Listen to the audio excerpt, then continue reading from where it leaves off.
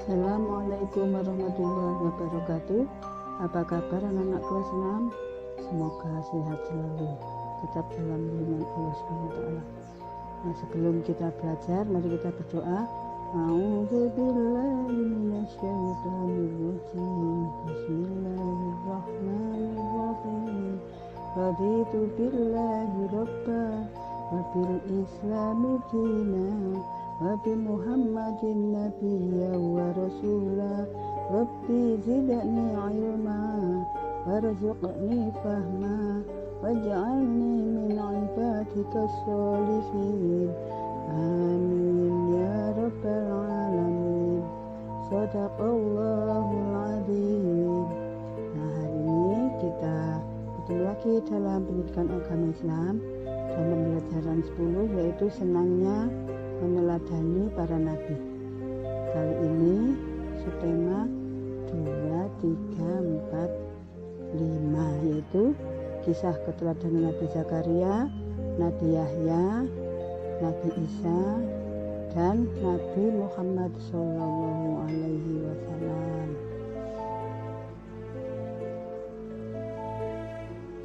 Tujuan pembelajaran: 1. Mengetahui kisah keteladanan Nabi Zakaria. 2. Mengetahui kisah keteladanan Nabi Yahya. 3. Mengetahui kisah keteladanan Nabi Isa. 4.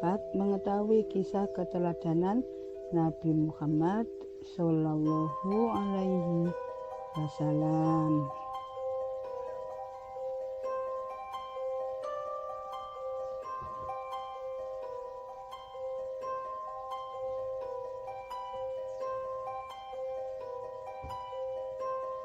B. Kisah keteladanan Nabi Zakaria alaihissalam. 1.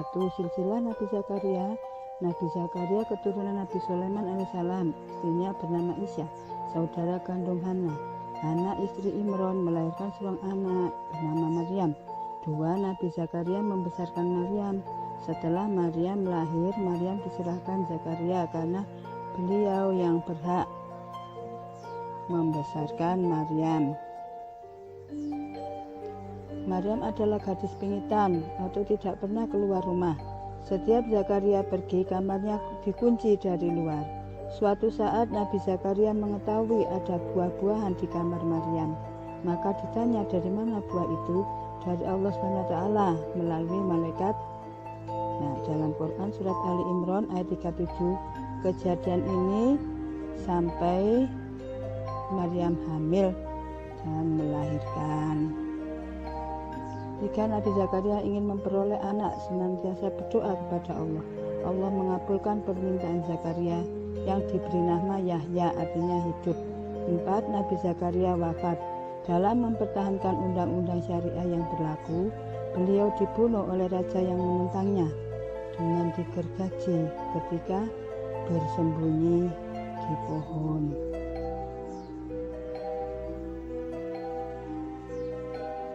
5. Hikmah yang terkandung dalam riwayat ini. 1. Nabi Zakaria yang sabar, senantiasa berdoa untuk mendapat putra. 2. Nabi Zakaria mati syahid dalam menegakkan agama Allah. 3. Mari kita berdoa sesabar beliau sehingga tercapai cita-cita kita.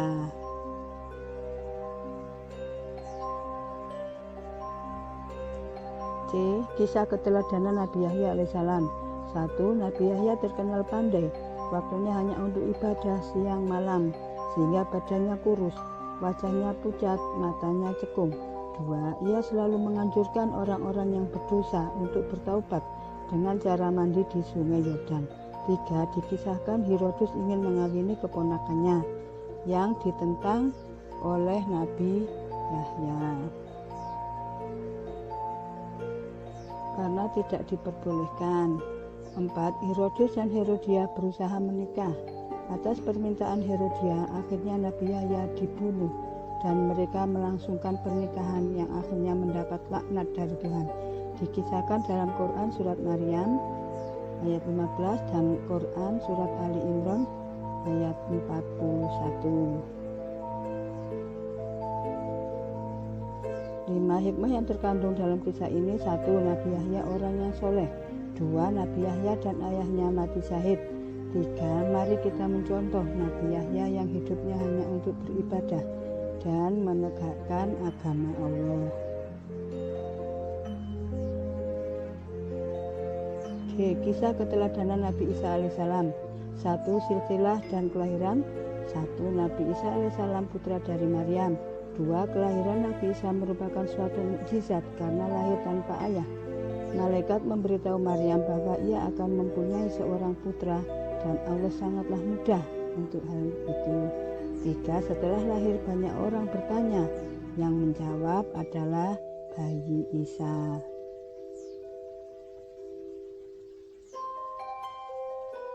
2. Nama lain Nabi Isa.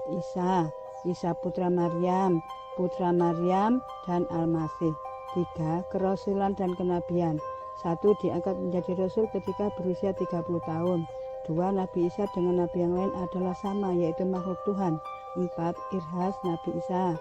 Masa bayinya dapat berbicara dengan kaumnya. 5. Mukjizat Nabi Isa dalam Quran surat 5 ayat 110. 1. Menjadikan burung dari tanah. 2. Menyembuhkan orang buta. 3. Menyembuhkan orang sakit kusta. 4. Menghidupkan orang mati. 5. Menurunkan hidangan dari langit. 6. Wafat Nabi Isa alaihissalam. 1. Kaum Nabi Isa disebut kaum Hawariyin.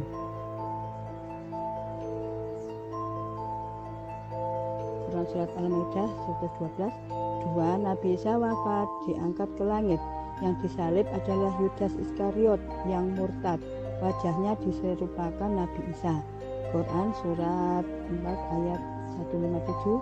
3. Bukti Nabi Isa wafat diterangkan dalam Quran surat 3 ayat 55 dan Quran surat 5 ayat 117. 4. Sebagian dari kaum Bani Israel mengatakan mereka membunuhnya dengan cara disalib. Kisah keteladanan Nabi Muhammad SAW. 1. Nabi Muhammad sejak kecil menjadi yatim piatu. Oleh sebab itu Nabi dekat sekali dengan anak yatim dan kita dianjurkan untuk mencintai mereka. 2. Pada usia remaja membawa dagangan Siti Khadijah dengan pamannya ke negeri Syam. 3. Pada usia 20 tahun menikah dengan Siti Khadijah. 4. Pada usia 35 tahun bersama-sama orang Quraisy memperbaiki Ka'bah.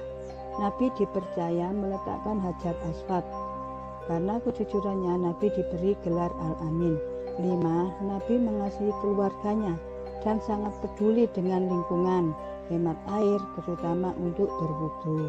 6. Rasulullah juga mengajari bahwa kita harus menghormati kedua orang tua, terutama ibu, karena surga ada di bawah telapak kaki ibu.